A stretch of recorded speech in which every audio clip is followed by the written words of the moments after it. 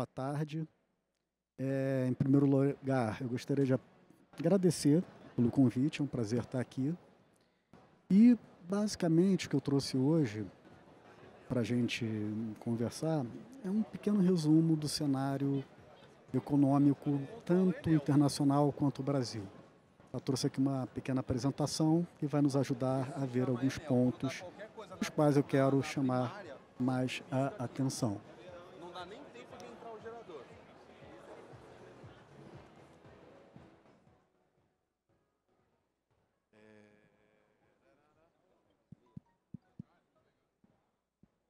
Bom, acho que eu tive algum problema aqui na apresentação, que ela não está. Um minuto, já vai começar. Estou sendo informado aqui agora que dentro de um minutinho ela já vai aparecer aqui na tela para a gente. Mas, de qualquer maneira, para a gente não perder tempo, eu já vou começando. Tá? O primeiro ponto que eu queria chamar a atenção é para o cenário internacional. Por que eu sempre começo falando do cenário internacional? É porque, sem entender o que está acontecendo lá fora, é impossível saber o que vai acontecer no Brasil.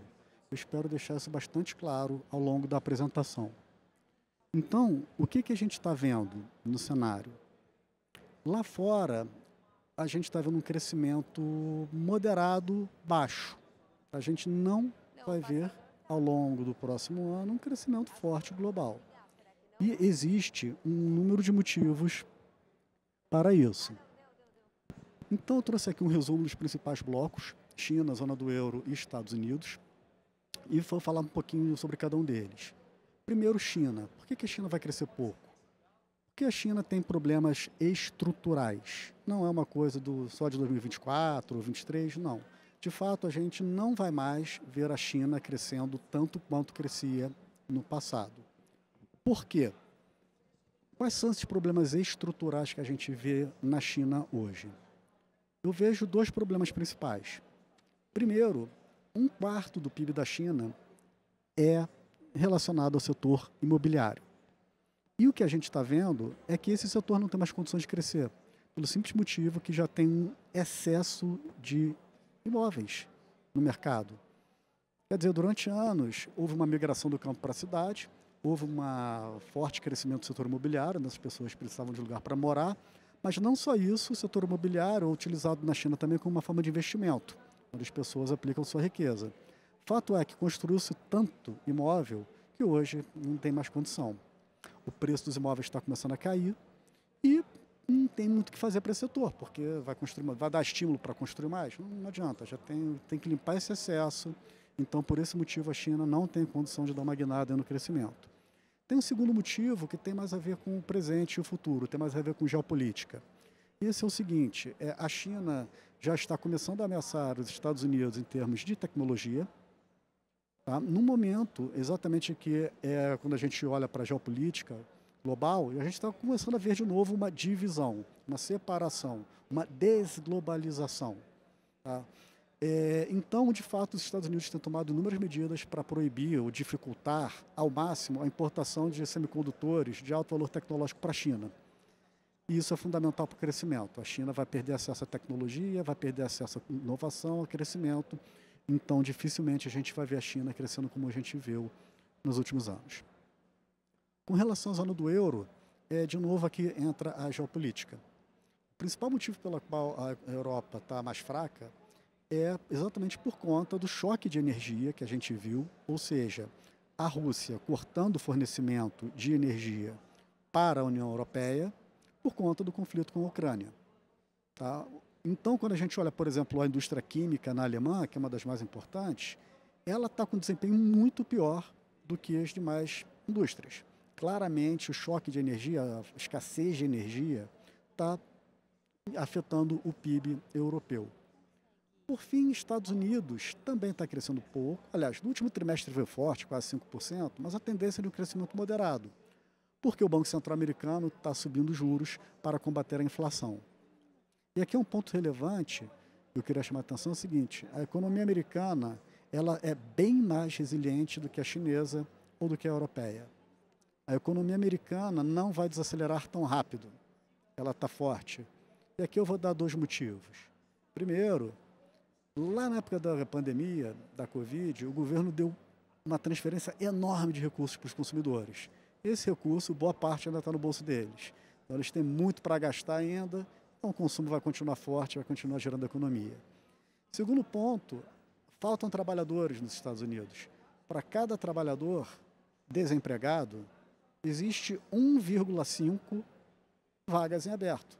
Ou seja, dá para empregar todo mundo nos Estados Unidos e ainda assim fica faltando empresa procurando trabalhador. Difícil a gente ver uma economia desacelerando, entrando em recessão num contexto desse. Então, os Estados Unidos está com a economia forte, está com esse problema inflacionário, o Fed está subindo juros e qual é o resultado disso? O resultado disso, como todo mundo está vendo, é que o Banco Central Americano subiu juros, foi a maior alta desde 2007, e esses juros vão ter que ficar altos por muito tempo, tá? Para poder finalmente esfriar essa economia americana, que está muito quente, tem que diminuir um pouco o consumo, tem que diminuir um pouquinho mesmo a demanda das empresas, etc. Está superaquecida a economia americana. O Banco Central Americano não tem outra opção que não seja essa que está no gráfico. Subir o juro e mantê-lo alto durante bastante tempo. Isso aqui, a gente vai voltar a esse assunto lá na frente, porque este gráfico impacta diretamente o que a gente está vendo, ou o que a gente vai ver no Brasil. Então, resumo da história: mundo, um crescimento baixo, combate à inflação e juro alto por muito tempo.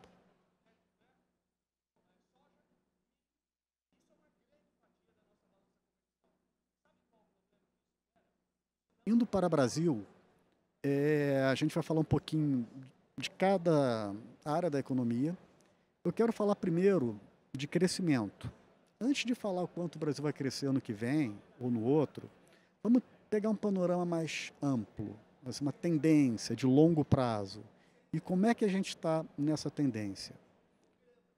Muito bem, existem duas formas que a economia pode crescer. Uma delas é trazer mais gente para o mercado de trabalho. Se tem mais gente trabalhando, essas pessoas vão trabalhar, vão produzir, a economia cresce. A outra é ganho de produtividade. Ou seja, as mesmas pessoas que estão lá trabalhando se tornam mais produtivas e produzem mais, então a economia cresce. A gente consegue medir esses dois componentes ao longo do tempo? Resposta: sim. Esse gráfico mostra a taxa de crescimento de pessoas ingressando no mercado de trabalho. E basicamente é determinado pela demografia. No início do século, essa taxa de crescimento era perto de 2%. A cada ano, jovens se formavam nas faculdades, vinham para o mercado de trabalho, de modo que o mercado de trabalho, pessoas em idade de trabalhar, crescia cerca de 2% por ano.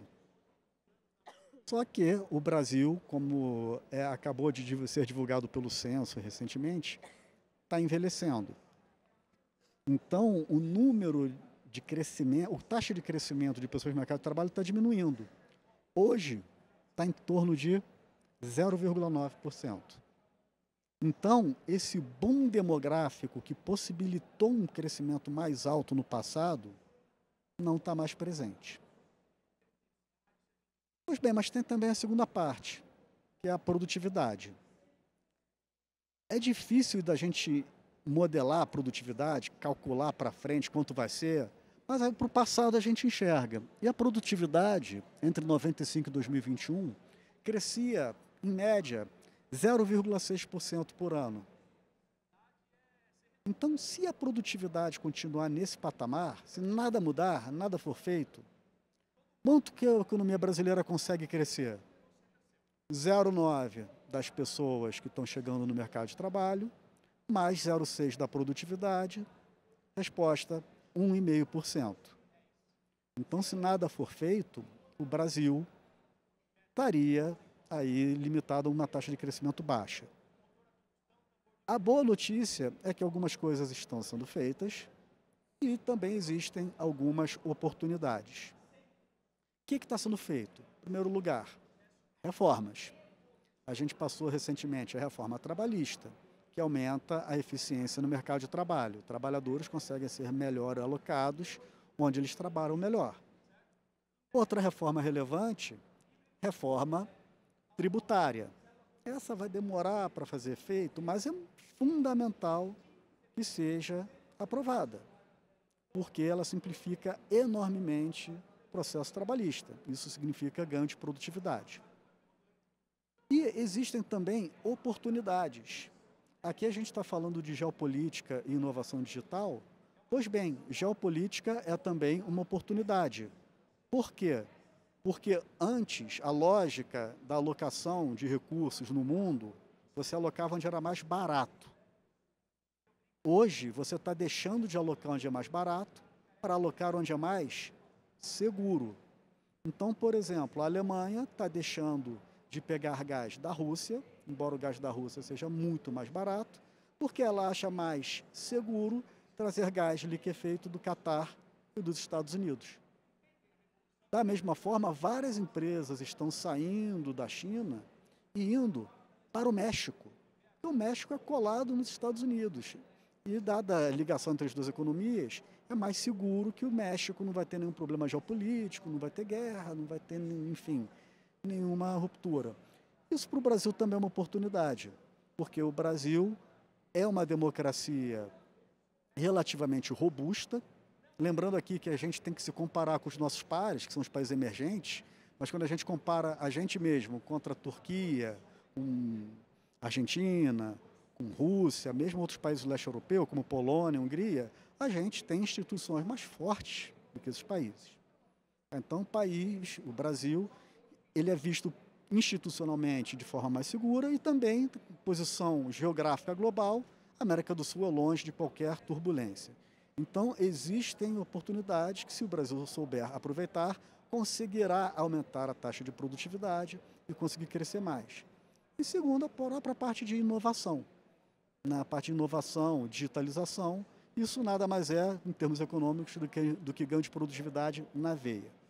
Então, a situação é preocupante? É preocupante, mas tem também oportunidades. Se a gente souber explorar, a gente sai dessa dificuldade. Pois bem, vamos falar um pouco agora de curto prazo. Aqui o gráfico da direita mostra como a gente tem vindo trimestre a trimestre, e a gente tem vindo bem. A gente está conseguindo manter um ritmo de crescimento já há mais de 6 trimestres. Inclusive, o começo desse ano foi muito bom. No final desse ano, a gente vai ver a economia perdendo força. A gente pode, inclusive, ver 2 trimestres consecutivos de PIB negativo. Tá? Isso é algo que, em parte, a economia perdendo um pouquinho de força, mas, em parte, tem a ver com uma questão mais técnica, por assim dizer. E essa questão técnica é a seguinte: esse ano teve uma super safra de soja que impactou o PIB do primeiro trimestre. Então, o primeiro trimestre foi muito alto por causa disso. Mas parte dessa coluna que a gente está vendo, do primeiro tri, março 23, foi por conta da soja. Foi acima do que deveria ter sido. Isso vai devolver nos últimos 2 trimestres. Tanto é que para 2024, que é o gráfico aqui à minha esquerda, a gente espera uma volta do crescimento da economia, nada demais, mas também numa recessão, economia devendo crescer perto daquele 1,5% que eu comentei. Tá? Lembrando que 1,5% é uma média de longo prazo que a gente vê. Num ano ou no outro pode crescer acima ou abaixo disso, claro. Não é de forma nenhuma um limite. Então, a perspectiva para esse final de ano, economia mais fraca, para o ano que vem, uma recuperação moderada do PIB. Com relação ao fiscal, todo mundo tem acompanhado nos jornais, é um assunto bastante importante. Tá? E qual é a nossa visão sobre isso? A nossa visão é a seguinte: a meta é ambiciosa. Quer dizer, é bom ser ambicioso, a gente tem que diminuir o déficit. E a meta indica que vai, se for cumprida, será uma excelente notícia. A dúvida é se vai se conseguir cumprir ou não. Tá? O caminho trilhado é bom, mas ele é dificílimo de ser cumprido. Por quê? Porque, primeiro, o arcabouço fiscal ele permite o aumento de gastos do governo. E, de fato, os gastos do governo estão aumentando. Mas se você quer diminuir o déficit, como é que você permite subir gasto? Bom, o que o governo está prometendo, está falando para a gente, é que vai compensar esse aumento de gasto com mais arrecadação. E é por isso que a gente está vendo diariamente nos jornais notícias sobre se o Congresso vai ou não vai passar tal medida arrecadatória e o governo buscando aumentar fontes de arrecadação. Então, em que pé a gente se encontra hoje? Eu trouxe aqui um gráfico que mostra o déficit ou superávit do governo. Tá? Isso medido em proporção do PIB. Lá no início do século passado, o governo tinha bons resultados. Tá? Tinha um superávit em torno de 2%, às vezes chegava em 3% do PIB. Essa linha pontilhada é onde a gente tem que chegar para dormir tranquilo, para saber que a dívida não vai continuar subindo. Pois bem, teve a recessão de 2015 e 2016, teve também uma mudança de visão de política econômica, o governo passando a ver com mais bons olhos o déficit. O fato é que esse déficit aumentou enormemente. A gente passou a ter déficit lá de perto de 4% do PIB. Veio o teto de gastos em 2016 e a gente voltou a melhorar o déficit, mas ainda não estamos lá naquela linha pontilhada. Recentemente, o que a gente viu? A gente estava aqui estando positivo, mas virou de novo, virou um pouquinho para o negativo. Por quê? Porque é aquilo que eu comentei no slide anterior. A gente aumentou o gasto, mas a gente ainda não viu o aumento da arrecadação. Então, o governo hoje está tentando buscar fortemente o aumento da arrecadação para, em 2024, a gente voltar aqui para o 0 a 0. Difícil saber se vai conseguir ou não, tá? Como comentei anteriormente, é muito desafiador. Bom, dado que a gente está abaixo daquela linha pontilhada que eu falei, que é o superávit de 2% do PIB, que é o quanto a gente precisa, então a dívida do governo deve continuar subindo. Essa aqui nem é a projeção do C6, não. Isso aqui é a projeção do mercado, da pesquisa Focus. Tá? É consenso entre os economistas que essa dívida vai continuar subindo. O que isso significa? Qual é a mensagem aqui? A mensagem é que essa busca por mais arrecadação, por medidas que melhorem, enfim, tapem brechas tributárias ou mesmo criem novos tributos, etc., etc., ela está só começando, ela não vai parar agora. Para a gente conseguir estabilizar a dívida, a gente tem que continuar insistindo por esse caminho até 2026, até 2027, 2028. Tá? Ou isso, ou então vai ter que cortar gasto. Mas as sinalizações que a gente tem visto do governo recentemente é que eles preferem ir na direção de aumentar a arrecadação. Então, a dívida do governo vai ser assunto ainda pelos próximos 4 anos. Vamos falar um pouco agora do dólar. A nossa visão é que o dólar vai subir para frente. E aqui, esse slide aqui é que mostra o principal argumento. Esse slide aqui é o seguinte. Nesse eixo X, o que a gente pega? A gente pega a diferença entre o juro no Brasil e o juro nos Estados Unidos. A Selic menos o Fed Fund. Quando o juro aqui está muito alto, bom, isso atrai capital, né? Fica mais rentável investir no Brasil. Quando o juro lá fora está alto, aí o capital vai para lá, porque a rentabilidade dos Estados Unidos fica maior. Pois bem, além disso, além dessa diferença da Selic com relação ao Fed Fund, a gente tem que controlar também para o risco Brasil, porque o Brasil tem um país mais arriscado do que os Estados Unidos. Então, esse gráfico aqui mostra no eixo X, tá, a diferença entre o juro Brasil menos o juro Estados Unidos, unidade de retorno, né, divididos pelo risco Brasil. O eixo Y é a taxa de câmbio. Notem que, quando o juro no Brasil fica alto, tá, a gente vem aqui para a direita e o dólar fica barato. Quando o juro no Brasil cai, ou quando o juro lá fora sobe, a gente vem para a esquerda, o câmbio fica caro. Pois bem, lembra que eu falei, lá quando eu estava falando dos Estados Unidos, que o juro americano vai ficar alto por muito tempo? Pois é, lá fora não vai mexer. E aqui no Brasil, o governo, o Banco Central, está sinalizando para a gente que vai trazer a Selic de volta para um dígito. Então, esse diferencial de juro entre Brasil e Estados Unidos tende a diminuir. Ou seja, a gente tende a ir para a esquerda do gráfico. E na medida em que isso aconteça, o dólar vai ficando mais caro. Então, nossa visão é um dólar para cima de 5, indo até perto de 6 dólares por real no ano que vem.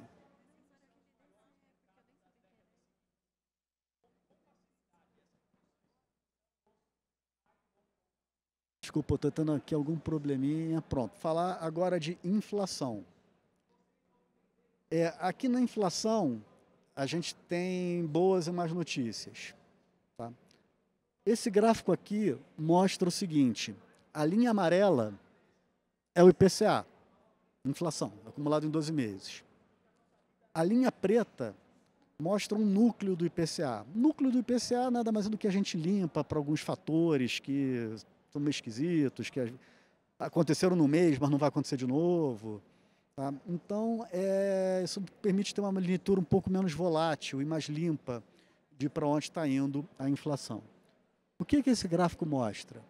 Ele mostra que a inflação chegou a 2 dígitos, de fato foi muita preocupação, não foi só aqui no Brasil, foi no mundo inteiro.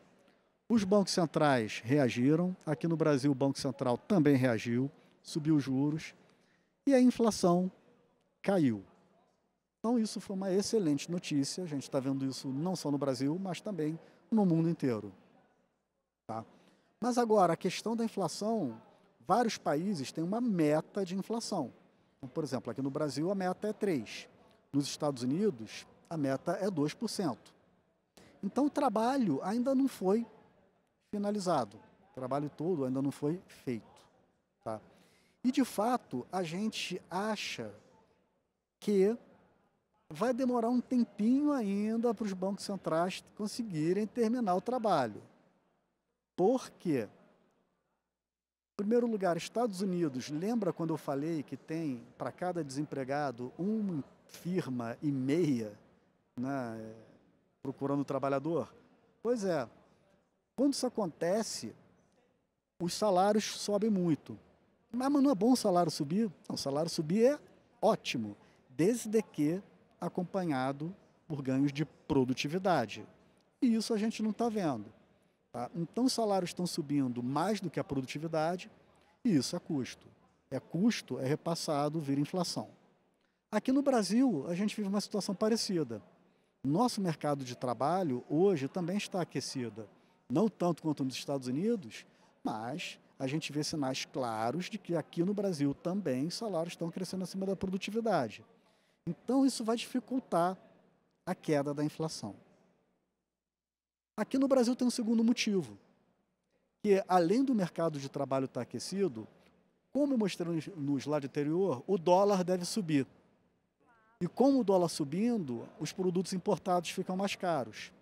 Produto importado mais caro significa mais inflação. Então, o mercado de trabalho aquecido, combinado com um dólar mais caro, tende a afetar aqui os preços. De fato, a inflação hoje está rodando perto de 5%. A gente acredita que a inflação deve se estabilizar perto desses valores. Tá? E aqui, finalmente, para falar de taxa de juros, qual é a nossa perspectiva de taxa de juros, aqui eu trouxe 2 gráficos. A linha amarela é a nossa projeção de taxa de juros, taxa Selic. A gente acha que a Selic vai terminar esse ano em 11,75 e ano que vem em 9,25. A linha pontilhada é o que está precificado no mercado hoje. Quer dizer, o mercado não está acreditando que tem tanto espaço para a Selic cair assim. O mercado está preocupado com a inflação, o mercado está vendo que o juro nos Estados Unidos está alto, e o mercado está falando o seguinte: olha só, não tem tanto espaço assim para cair a taxa de juros. Tá? Então, por que a gente vê essa Selic continuar caindo. Primeiro ponto, e mais relevante, é o seguinte: o Banco Central, nas suas publicações oficiais, deixa claro que, na visão dele, tem espaço para continuar cortando. Quer dizer, o que o Banco Central está falando para a gente é o seguinte: olha só, eu estou preocupado com a inflação lá de 2025, lá na frente, e daqui a pouco eu já vou começar a olhar para 26. Então, mesmo que a inflação fique um pouquinho alta esse ano, tal, 2024, não tanto, né, mas fique lá um pouquinho acima da meta, tudo bem, a gente continua trazendo o juro para baixo, porque a gente está mirando mais longe, está mirando a inflação lá em 2025 e essa, na visão do Banco Central, estaria mais tranquila. A gente tem uma visão um pouco diferente, tá? A gente é um pouco mais pessimista, mas a visão do Banco Central é de uma inflação convergindo para a meta à frente. Um segundo ponto que eu queria levantar é o seguinte: em economia é raro a gente conseguir falar está certo, está errado, tem que fazer isso ou aquilo. Tá? No seguinte contexto: hoje o Banco Central tem uma meta, tá? Não só meta de inflação, mas também tem como mandato fomentar o pleno emprego e suavizar flutuações de PIB. Tá? Então o Banco Central não tem um objetivo, tem vários. Eu acredito que o Banco Central tenda a dar alguma relevância maior para essas metas últimas que eu citei: desemprego, atividade. Ou seja, se o Banco Central manter um juro muito alto, beleza, traz a inflação mais rápido para a meta, é bom, mas tem custo em termos de emprego, mas tem custo em termos de crescimento, mas a economia crescendo menos dificulta a cumprir aquela meta fiscal, porque diminui a arrecadação. E se cortar o juro mais rápido? Aí você consegue crescer mais, consegue gerar um pouco mais de emprego, ajuda o Haddad, mas a inflação fica um pouco mais alta, mas o dólar fica um pouco mais alto também. É difícil chegar nesse equilíbrio, tá? Mas o fato é que, baseado na comunicação do Banco Central, na visão mais otimista que ele tem para a inflação, e também um pouco na percepção de que esses objetivos secundários podem vir a ganhar um pouco mais de peso, a gente acha que o Banco Central deve cortar juros mais do que aquilo que o mercado está indicando. Então, fazendo um resumo aqui da parte de Brasil: crescimento, a gente tem que conviver com um crescimento médio ao longo do tempo de 1,5%, mas é claro, a gente pode ganhar produtividade tanto por questões geopolíticas, as oportunidades que eu citei, como o México está fazendo muito bem, por exemplo, e também com a parte de inovação tecnológica. Com relação ao fiscal, a luta vai ser longa, não vai parar agora, não é só o Congresso aprovar as medidas que estão sendo propostas agora que vai ficar tudo bem, não é isso. Novas medidas vão ter que ser implementadas ao longo dos próximos anos para a gente conseguir estabilizar a dívida. Enquanto isso não ser feito, a dívida vai continuar subindo. Com relação ao dólar, aqui a gente vê o dólar mais caro por conta da queda da Selic, num contexto em que os Estados Unidos não mexem em juros, dado que os Estados Unidos vai ficar com juro alto por muito tempo. Inflação um pouco pressionada pelo mercado de trabalho e pelo dólar. E, por fim, o juro caindo aqui por conta da comunicação do Banco Central, que está confiante que consegue trazer a inflação para a meta lá na frente, e também por conta de uma maior relevância aí dessas metas secundárias de emprego e PIB na função de reação do Banco Central. Bom, aqui tem os nossa projeção. Tá? Aqui a gente está revendo os números, inclusive a gente vai soltar ainda esta semana números novos, vários desses números vão ser revistos, mas a direção é basicamente essa. Tá? E quem tiver curiosidade e quiser acompanhar o nosso material, a gente tem o blog do C6 Bank e tem também Spotify, um podcast chamado C6 Macro Review, que a gente alimenta toda segunda-feira, um assunto novo. Quem tiver interesse, enfim, tem várias plataformas, é aberto para qualquer um, pode ir lá ouvir. Bom, pessoal, acho que é isso. Queria agradecer, muito obrigado. É um prazer estar aqui. É isso.